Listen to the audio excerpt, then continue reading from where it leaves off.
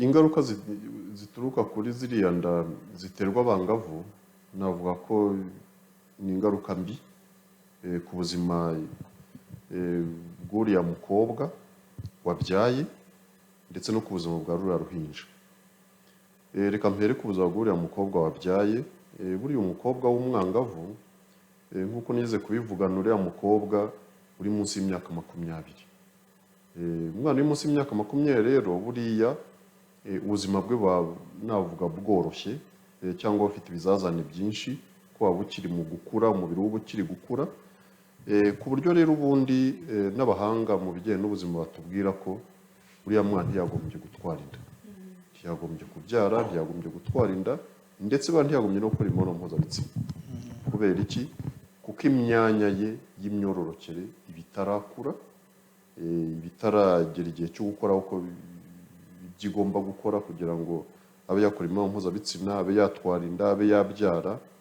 Byumvikana ko iyo akoze imibonano mpuzabitsina ashobora kwangirika kw'iriya myanya ye y'ibanga aho yakoreye imibonano mpuzabitsina. Iyo atwaye inda nabwo aba ari ukwangiza ya myanya ye itarakura, ndetse bikanagaragaza ko gutwara inda hari igihe bituma n'umwana adindira mu mikurire ye akagwingira, kuko navuga ko aba akuze imburagihe, abaye umubyeyi imburagihe. Noneho bigatuma asa n'usimbuka cya kigero arimo cy'ubwangavu, ubundi umwana aba ari gukura cyane, agahita muri make no gutangira gufata inshingano, gukura bidindira, ntaba akidindiye, ntaba agikuze neza. Ariko ikintu nagarukaho ni uko buriya no kubyara buriya abantu bakuru cyane, ababyeyi b'abagore barabizi, burya biravuna. Ni ugutwara inda amezi 9, noneho kujya ku gise gusunika umwana, burya biravuna cyane. Ariko n'utwaba naho umwana asohokera hatarakura, bizagenda gute? Niho rero izi nda ziterwa abangavu usanga iyo zibaye, haba mu kuyitwara, mu kuyitwita no kuyibyara, ushobora gusanga umwana ashobora kuyibyara ariko ikamusigira ubusembwa cyangwa ubumuga cyangwa uburwayi budakira buturutse nko kwangirika kw'imyanya y'imyororokere, akaba yakomereka, akagira indwara zimwe zo bakunze kwita za fistile, indwara zo kujojoba, aho imyanya ikomereka, imyanya ubundi yagombye kuyobora umwanda muto n'umunini, ugasanga iyo myanya yakomeretse igahura n'imyanya y'imyororokere yindi ibyara, cyangwa se umura, noneho ugasanga ntagishobora guhagarika wenda umwanda muto cyangwa umwanda munini, byose bigasohokera hariya imihango isohokera. Bishobora guterwa n'uko yatwaye inda akiri muto? Cyane rwose bishobora guterwa n'uko yatwaye inda akiri muto, noneho kubyara bikagorana uko amatako yatarakura neza. Mu kubyara umwana agahagama mu matako, noneho za nyama uko zo mu matako zikangirika zigakomereka. Ariko ikindi ni uko hari, uretse kujojoba cyangwa ubwo burwayi bwa fistile, bugorana no kuvura cyane, ndetse bamwe bashobora no kubana ubuzima bwabo bwose, kandi bugatera ipfunwe navuga no kwigunga, kuko umuntu afite n'impumuro itari nziza mu bantu iyo ataravurwa. Kandi no kubuvura ugasanga birasaba abahanga koko b'inzobere, bikanatwara n'ikiguzi cyinshi kwa muganga. Ariko noneho hari n'igihe kuko umuntu ashobora no gukomereka kw'iriya myanya y'imyororokere ku gitsina cy'umukobwa, ugasanga wenda hiyashije. Burya n'umuntu mukuru, hari igihe umuntu mukuru abyara, yabyara kwa muganga, hari icyo bavuga ngo ni ukumwongerera.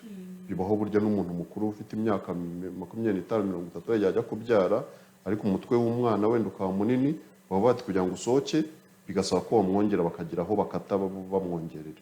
Noneho wumva umwana utaranakura, umutwe w'umwana uzanyura he?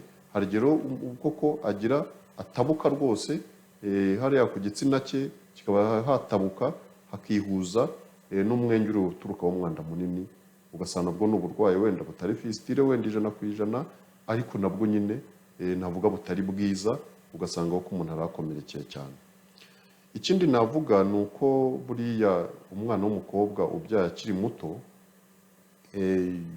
ubuzima bwe navuga ko ubundi tuvuga ko ubuzima ntitubugarukiriza gusa kuko umuntu ahagaze, inyama, amaraso n'iki ko tumubona ibice bigize umubiri, tuvuga ko ibyo bice burya bikora neza iyo n'umuntu afite imitekerereze myiza. yego yego Uriya mwana rero utwaye inda akiri muto arabanza akangirika no mu mitekerereze, kubera ikintu cy'uko abaye umubyeyi kandi ari n'umwana, agize umwana wo kwitaho kandi nawe akikeneye kwitabwaho, noneho ugasanga ibitekerezo bye ntibikijyanye n'imyaka afite, yakuze imburagihe.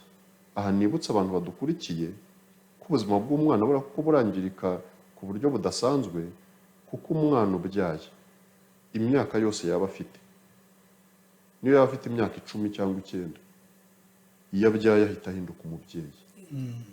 Mu ndebero uwo mwana batangiye kwita ati mama runaka, mu ndebe uwo mwana utangiye konsa, kuko konsa bisaba umubiri uba ufite ibivumbikisho wabitse, ufite intungamubiri wabitse zihagije, afite ndetse n'abantu bamwitaho.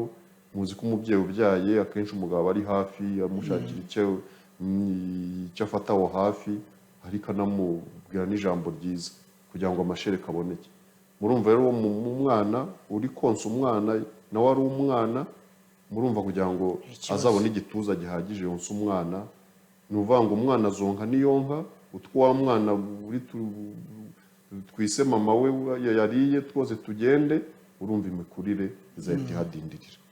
Ibyo rero navuga ko ari wenda ibigaragara ku mubyeyi wabyaye imburagihe ari umwangavu, ariko noneho navuga ko ku mwana noneho uvutse ruriya ruhinja, ubuzima bwa ruriya ruhinja bwo buba buri mu kaga cyane.